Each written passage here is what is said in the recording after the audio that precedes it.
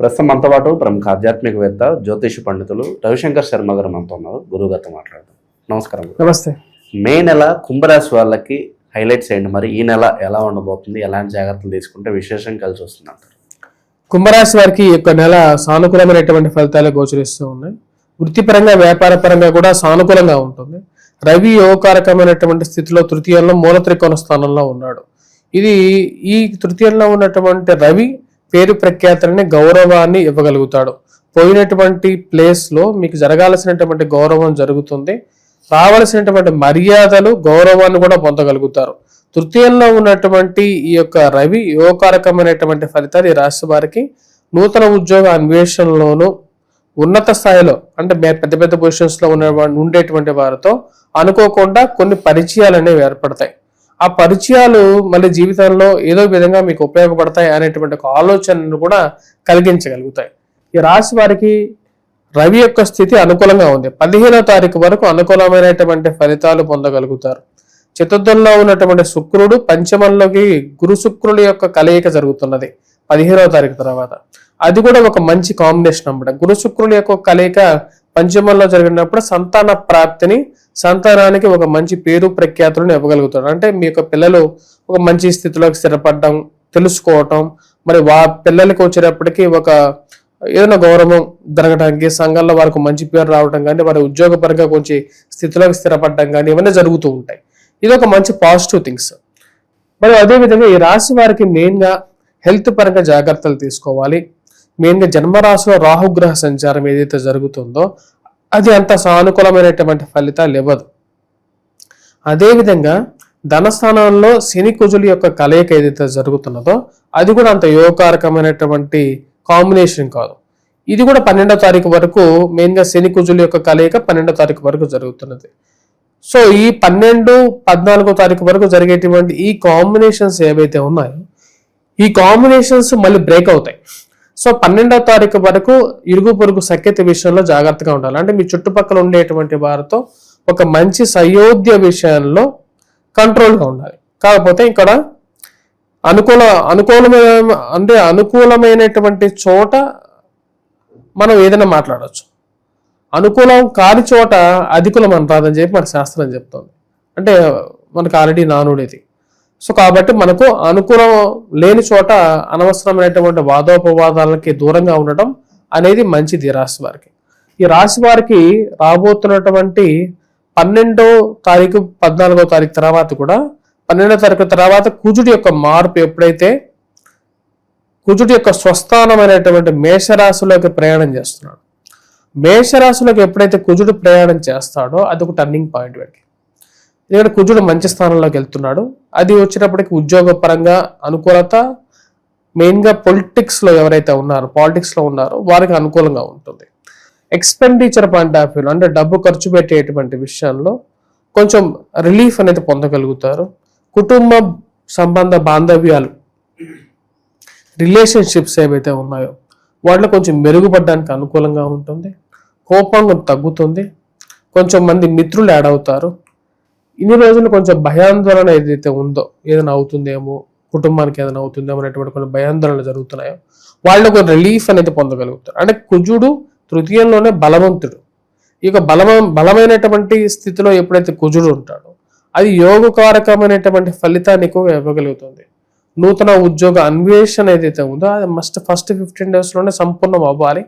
వ్యాపార పరంగా స్థిరత్వం అనేది ఏర్పడైతే మటుకు సెకండ్ హాఫ్లోనే ఏర్పడుతుంది ఈ రాశి వారికి. మరియు అదేవిధంగా ధైర్యం కూడా సెకండ్ హాఫ్లో ఏర్పడుతుంది. కొత్త వ్యాపారాలు ఆరంభించాలని చెప్పి ఒక అన్వేషణ చేయటం అనేది కూడా స్టార్ట్ అవుతుంది.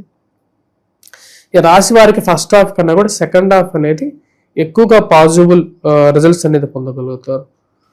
అదేవిధంగా ఈ రాశిలో ఉండేటువంటి వారికి ఓవరాల్గా వచ్చినప్పటికీ భూ సంబంధితమైనటువంటి లావాదేవీలు అంటే కోర్టు వ్యవహార విషయాలు కానీ, మధ్యవర్తి పంచాయతీల విషయంలో కానీ, మరియు అదేవిధంగా ఏవైతే నిర్ణయాలు తీసుకోవాలనుకుంటారో అవన్నీ పాజిటివ్గా జరుగుతాయి.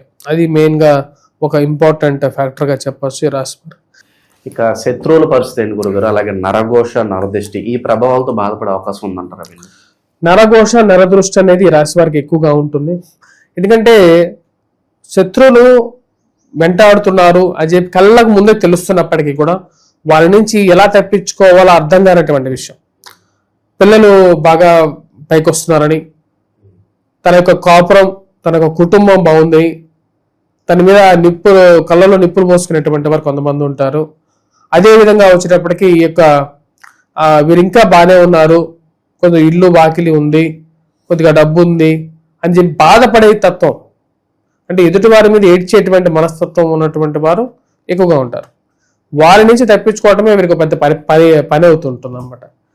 అదే మన పిల్లలు ఎలా కాపాడుకోవాలి, మన కుటుంబాన్ని ఎలా కాపాడుకోవాలి, ఎందుకు వీళ్ళు ఎంత వెంటాడుతున్నారు, మన మీద ఎందుకు ఇంత అక్కస్సు వెళ్ళగొక్కుతున్నారు అనేటువంటి ఒక బాధ అనేది ఎక్కువగా ఉంటుంది. ఫ్రెండ్స్ మన అనేటువంటి వారు ఎవరైనా ఉండాలి అనేటువంటి కొన్ని బాధ అనేది ఎక్కువగా ఉంటుంది. అంటే మనం ఏదైనా ఒక విషయం, నేను ఇలా నాకు ఈరోజు ఉద్యోగం వచ్చింది అన్న ఎవరితోనే చెప్పి లేకుండా ఉంటే నాకు ఏదైనా ఒక పాజిటివ్గా మా అమ్మ ఏదైనా సాధించిందని చెప్పి నీకు చెప్తే నువ్వు అది పాజిటివ్గా తీసుకోకుండా నెగిటివ్గా తీసుకున్నప్పుడు ఏమవుతుంది, మన అనేటువంటి వారు కూడా ఎవరు ఉంటారు. అటువంటి కొన్ని పరిస్థితులు ఉన్నాయి. ఈ రాశి వారికి విద్యార్థులు, విద్యా సంస్థల్లో పనిచేస్తున్నటువంటి వారికి కూడా ఈ యొక్క నెల సానుకూలమైనటువంటి ఫలితాలు గోచరిస్తూ ఉన్నాయి. విద్యార్థులు కూడా బాగా రాణించగలుగుతారు.